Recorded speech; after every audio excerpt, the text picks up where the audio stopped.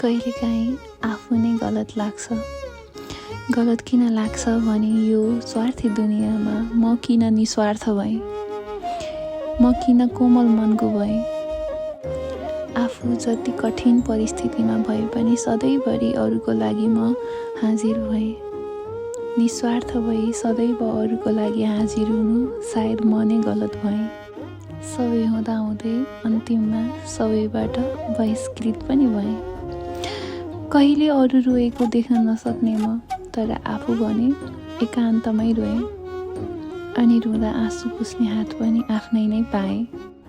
सायद म नै गलत थिएँ, सायद म नै गलत थिएँ।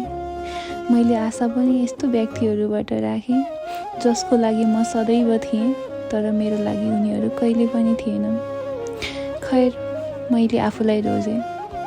अन्त्यमा सदाको जस्तै मैले आफूलाई रोजेँ, आफूलाई खुसी बनाउने निर्णय गरेँ। सदाको जस्तै यो चाहिँ गलत गरिनँ, सही गरेँ।